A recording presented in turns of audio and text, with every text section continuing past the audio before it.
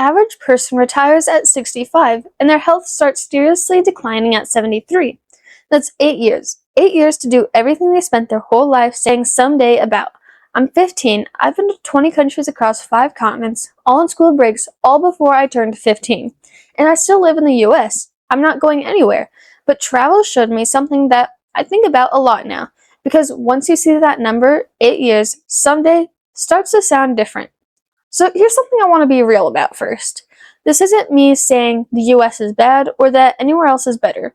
I genuinely don't think that.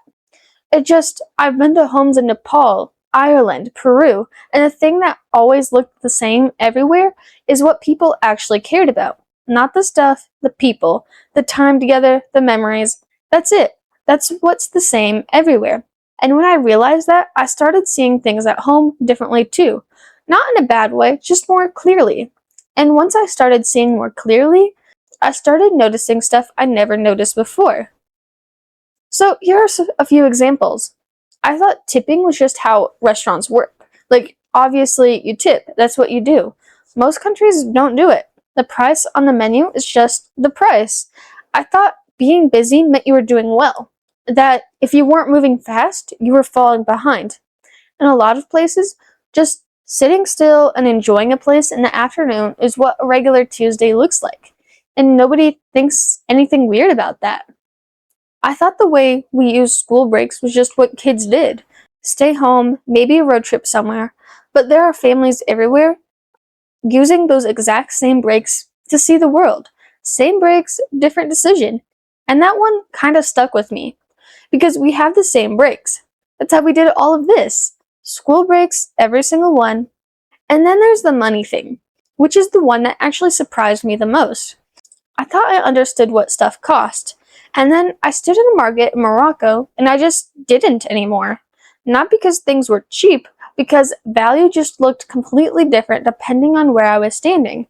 Like the same amount of money that bought a coffee at home bought a whole meal somewhere else. And I started thinking, so a lot of what I thought money meant is just the context I grew up in. It's not like a fact, it's just context. And if it's context, then it's a kind of choice. Like you get to decide what things are actually worth to you and what your money does. My mom figured that out without leaving the US.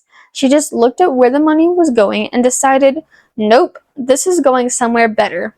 Every purchase either working for her or just leaving. She chose working for nearly a decade.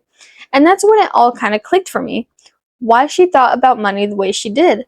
Value isn't what the price tag says. It's what you decide it means. Here's another thing I keep coming back to. There was someone my mom loved who said, someday, their whole life. Someday I'll travel, someday I'll go. When I retire, when the timing is right, they retired and then they got sick and they never went. My mom watched that happen and something changed in her. Not in a big dramatic way, just quietly. The way things change when you see it happen to someone you actually love. She figured it out. Someday isn't a real day. It's not on any calendar. And the version of you that's alive right now, your energy, your health, the people around you, that version is a window. So she made a trade. She stopped spending money on things that looked like success and started spending it on things that actually felt like a life. She plugged the holes. She used when, where, how on every purchase, invested 35% of her income every single month, built a $25,000 emergency fund, and took me to 20 countries on school breaks. All at the same time, not after everything was figured out, while she was building. That's the whole thing, not status, freedom, quiet and consistent, and completely real. I watched all of that happen, and traveling just made it make more sense to me, because once we've seen enough of the world, someday stops feeling like a real plan. Here's what I keep thinking about. Most people my age haven't left the country yet, and that's fine. I'm not saying you have to travel to get this, but the lens shift. The thing I'm describing, it doesn't cost what people think it costs.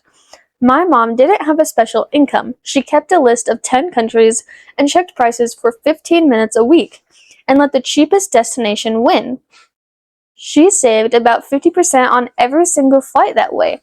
Same school breaks every student already has. That's literally all it took. Someday isn't a plan. The window's open right now. It won't be open the same way forever. My mom knew that, and that decision is the whole reason I've seen 5 continents before I turned 15.